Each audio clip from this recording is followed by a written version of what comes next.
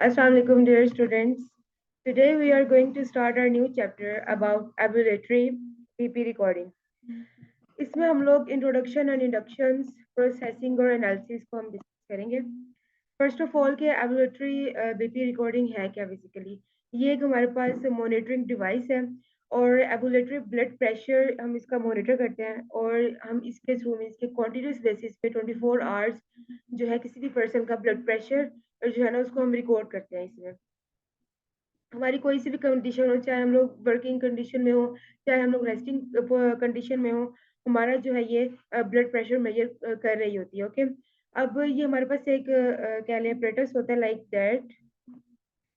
इसको हम लोग जो है ना वो बेल्ट या स्ट्रैप टाइप जो है ना इसको बाइंड कर लेते हैं अपनी आर्म के साथ और ये हमारा 24/7 जो है ये हमारे बीपी जो भी हमारी रूटीन रहती है ब्लड प्रेशर की जो भी लेवल रहता है उसको ये रिकॉर्ड करते हैं। ओके, देन हम अपने जो है ना कंसल्टेंट या किसी डॉक्टर को दिखाते हैं। देन उसके अकॉर्डिंग हमारी जो भी हाइपर टेंशन डिजीज है उसको जो है ना डायग्नोज करता है। अब जो एम्बुलेटरी ब्लड प्रेशर मॉनिटरिंग है, इससे एक तो हम लोग मेजर करते हैं और मैनेज करते हैं हाई ब्लड प्रेशर को। हाई ब्लड प्रेशर या हाइपरटेंशन का मतलब ये होता है कि जो सिस्टोलिक ब्लड प्रेशर होता है वो एटलीस्ट 130 mmHg होता है, मीन्स के मिलीमीटर्स ऑफ द मर्करी। और जो हमारा बॉटम नंबर होता है मीन्स के डायस्टोलिक ब्लड प्रेशर होता है वो हमारे पास 80 मिलीमीटर्स ऑफ मर्करी होता है। ओके, और जो ambulatory blood pressure monitoring record करता है किसी भी पेशेंट के ब्लड प्रेशर रीडिंग्स को 24 आवर पीरियड में whether the condition is like physical means के हम जो है वो कर रहे हैं स्लीपिंग कंडीशन में है या हम जो है ना वो वर्किंग कंडीशन में। ओके, ये एक स्ट्रैप और या बेल्ट टाइप होता है और हमारे पास जो है ना ये हमारी जो आर्म होती है उस पे हम इसको ना लगा देते हैं। अब हम लोग जो है ना एम्बुलेटरी ब्लड प्रेशर मॉनिटरिंग क्यों यूज करते हैं। एक तो हमें हाइपरटेंशन डायग्नोसिस को कंफर्मेशन के लिए। सेकेंडली ये है कि हमारे पास हमारे ब्लड प्रेशर रिलेटिंग हमारी मीन्स की एक्टिविटीज के थ्रू स्लीपिंग या वर्किंग एक्टिविटीज के थ्रू जो भी हमारे ब्लड प्रेशर रेट में चेंज आ रहा है उसको हम डायग्नोस जो है चेक कर सकते हैं। और जो हमारा सिस्टोलिक ब्लड प्रेशर होता है डिक्रीज कर जाता है 10 to 20% जब हम स्लीपिंग कंडीशन में होते हैं। लेकिन ये कुछ केसेस में ऐसा नहीं होता। कुछ केसेस में ये होता है कि जो सिस्टोलिक प्रेशर होता है ब्लड प्रेशर होता है वो या तो सेम रहता है या वो इंक्रीज कर जाता है। और हम इसको इससे यूज करते हैं कि हम जो ब्लड प्रेशर मेडिकेशन यूज करते हैं नॉर्मल रूटीन में हम उसकी देखें कि उसका इफेक्टिव रेट क्या है, वो हमारे बीपी को कंट्रोल करती भी है कि नहीं करती है, या कोई और अपना इफेक्ट शो कर रही है। और हम लोग इसके थ्रू हम जो है ना हमारे जो भी कार्डियोवास्कुलर डिजीज के रिस्क कॉज हो रहे हैं हम उसको भी देख सकते हैं इसमें और हम अपने ट्रीटमेंट स्टार्ट कर सकते हैं। अब जो है हमारे डिफरेंट ब्लड प्रेशर पैटर्न्स हैं जिसको हम डिटेक्ट कर सकते हैं। उसमें हमारे पास व्हाइट कोट हाइपरटेंशन है, सस्टेन्ड हाइपरटेंशन है, मास्क या हिडन हाइपरटेंशन है, नोक्टर्नल हाइपरटेंशन है। ओके, वन बाय वन अब हम इनको देखते हैं। व्हाइट कोट हाइपरटेंशन ये है कि कोई भी इंसान है उसका घर में अगर बीपी चेक किया जाए तो वो नॉर्मल होता है। बट अगर उसका यही कोई डॉक्टर चेक करे या कोई क्लिनिक पे जो है इसको चेक करने के लिए लेके जाया जाए या हॉस्पिटल में तो उसका जो है बीपी जो है ना वो इंक्रीज कर जाता है। तो इसको हम लोग कहते हैं व्हाइट कोट हाइपरटेंशन या व्हाइट कोट सिंड्रोम। और इसमें ये होता है कि 10 to 30% जो है लोग उनका जो बीपी है वो एवेलिएट कर जाता है हेल्थ केयर सेटिंग्स में। ओके, सस्टेन्ड हाइपरटेंशन की बात करें तो हमारे पास ये जो बीपी रीडिंग्स होती हैं ये होता है कि जो हमारा कोई भी पर्सन है उसका जो प्रोवाइडर्स ऑफिस है या घर में है तो उसका जो है ना बीपी वो एलिवेट कर रहा है। ओके, और जो हमारे रिसर्चर्स हैं उनमें इस पे काफ़ी ज़्यादा सर्चेस की हैं इसकी जो है कॉजेज़ पे उसकी कंडीशंस पे। तो इसका यही है कि ये जो है हार्ट फेल्योर रिस्क और जो किडनी डैमेज है और स्ट्रोक जो रिस्क है ना उसको ये इंक्रीज करता है सस्टेन्ड हाइपरटेंशन। मास्क्ड हाइपरटेंशन या हिडन हाइपरटेंशन ये है कि ये हमारी जो बीपी रीडिंग होती है वो प्रोवाइडर्स ऑफिस में, या हम कह लें कि हम बाहर जब होते हैं या किसी डॉक्टर के ऑफिस में होते हैं, तो हमारा जो बीपी है वो नॉर्मल रहता है। लेकिन वो एलिवेट कर जाता है जब हम घर में आते हैं, मीन्स कि वो हाई हो जाता है। ओके, और बीपी मीन्स की रीडिंग में चेंजेस आना स्टार्ट हो जाती हैं। और ये 30% ऑफ द अडल्ट्स को जो है ना, ये इशू है कि वो जो है प्रोवाइडर्स ऑफिस में उनका जो बीपी है वो नॉर्मल रहता है, बट जब घर में आते हैं तो वो जो है ना वो एलिवेट कर जाता है। ओके, और ये जो हमारा मास्क हाइपरटेंशन होता है, ये हमारे किडनी डिजीज को, डायबिटीज को और ऑब्स्ट्रक्टिव स्लीप एपनिया को जो है ना, ये रिस्क कॉज करता है ये। नॉकटर्नल हाइपरटेंशन की बात करें तो हमारा जब स्लीपिंग कंडीशन में होते हैं इंसान, तो कुछ लोग, तो उनका क्या होता है, बीपी जो है ना वो इंक्रीज मीन्स के हाई हो जाता है इसमें। ओके, और इनकी जो रेशियो बताई हुई है नॉकटर्नल हाइपरटेंशन की, कि जो व्हाइट पीपल होते हैं उनमें एटलीस्ट 2% रेशियो है आउट ऑफ 10, और जो ब्लैक पीपल है उनमें 4% रेशियो है आउट ऑफ 10। ओके, और ये जो डायबिटिक पेशेंट्स होते हैं या किडनी डिजीज पेशेंट्स होते हैं, उनमें जो नॉकटर्नल हाइपरटेंशन है ये कॉमन है। ओके, और ये जो है कार्डियोवास्कुलर डिजीज के भी जो है ना वो रिस्क कॉज करती है ये। इसके अलावा देखें तो who needs ambulatory blood pressure monitoring, have high blood pressures based on the readings जो हमारे प्रोवाइडर्स ऑफिस में आई हैं, और हम लोगों ने अभी तक उनका जो है वो ट्रीटमेंट स्टार्ट नहीं किया। और या तो हम जब अपनी ब्लड प्रेशर मेडिकेशंस जो हम नॉर्मल रूटीन में यूज़ कर रहे हैं उनको चेंज करना चाह रहे हो, तब यूज़ करते हैं। और या तो मेडिकेशंस के साथ मीन्स कि हम यूज़ कर रहे हैं, बट उसके साथ उसके बावजूद भी जो है वो हाई ब्लड प्रेशर ही जो है होता है। और हमारी मेडिकेशंस इफेक्ट देखने को हमारे ब्लड प्रेशर पे, या तो लो ब्लड प्रेशर मीन्स के हाइपोटेंशन कंडीशंस है, या फेंटिंग एपिसोड्स है, या एक्सपेक्टिंग टाइम पीरियड में जो है हाई ब्लड प्रेशर इश्यूज जो है। और जो एम्बुलेटरी ब्लड प्रेशर मॉनिटरिंग होती है, ये एक्यूरेट रीडिंग जो है ना हमारी शो कर रही होती है। ओके, कोई इसमें चेंजेस नहीं आती हैं।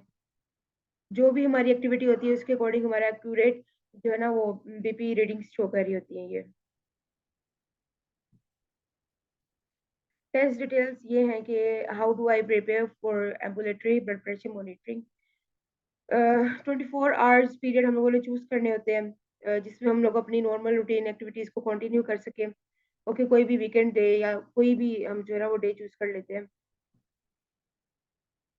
और उन 24 आवर पीरियड में हम लोगों ने जो कैजुअल रूटीन्स हमारी होती हैं, हम लोगों ने वही करनी होती हैं। और हम लोगों ने जो जो है नॉर्मली मेडिकेशंस यूज़ कर रहे हैं, हम लोगों ने वही मेडिकेशन यूज़ करनी होती है। और हम लोगों ने जो है ना या तो हम सो रहे हैं, हम जाग रहे हैं, हम खा रहे हैं, हम कुछ भी कर रहे हैं, तो हमारी जो भी है रूटीन हमारी वो कैजुअल चलती रहेगी। बट ये है कि हम लोग इसमें जो है ना वो स्विमिंग नहीं कर सकते, बाथ नहीं कर सकते इसमें, मीन्स के शॉवरिंग नहीं कर सकते। और हम जो है ना इस चीज़ों से हमें अवॉइड करना पड़ता है, क्योंकि हम लोग को अपना बीपी जो है हम लोगों ने स्ट्रैप यूज़ कर रहे होते हैं इसमें।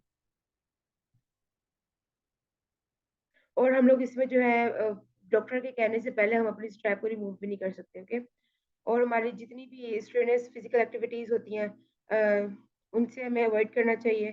शॉवर और स्विम नहीं कर सकते अगेन।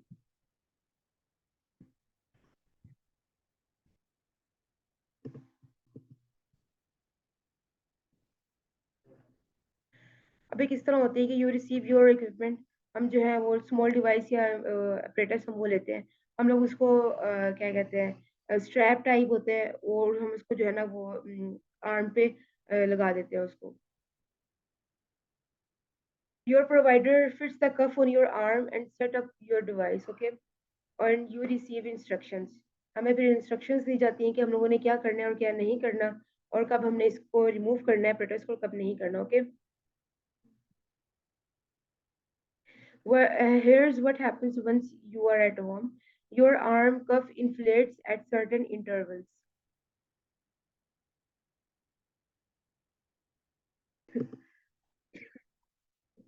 इसमें क्या होता है कि हमारी जो बाजू होती है वो स्क्वीज फील कर रही होती है इसमें, और ये ड्यूरिंग डे टाइम हर 15 से 30 मिनट बाद होता है, और नाइट में एवरेज 60 मिनट्स में, इसके 1 घंटे के बाद हमें जो है ना वो स्क्वीजिंग फील होती है। You may have the disrupted sleep. तो ड्यूरिंग डिवाइस मेयरिंग, तो हम लोग जो है अपनी स्लीप है हमारी, वो नॉर्मल लेवल पे नहीं हो रही होती है। तो इसके बेस्ट वे यही है कि हम जो है ना इस सेंसेशन को अवॉइड करें, इग्नोर करें, और हम अपनी जो है नॉर्मल स्लीप लें। You follow your normal activity. हमें जो भी कैजुअल एक्टिविटीज हमारी होती हैं, हमें वही जो है ना एक्टिविटीज करनी चाहिए ड्यूरिंग डिवाइस मेयरिंग और बेबी मेयरिंग मशीन। बस जो है बाथिंग और स्विमिंग से अवॉइड करना चाहिए, हैवी एक्सरसाइजेज से अवॉइड करना चाहिए, और जो भी हम मेडिकेशंस पहले ले रहे होते हैं हमें वही लेनी चाहिए। इससे क्या होता है कि हमें इफेक्ट उनका जो है ना वो शो होता है कि इस मेडिकेशन का प्रॉपर इफेक्ट है या इसके अलावा कोई और इफेक्ट शो कर रही है, जो भी करती है वो शो होता है।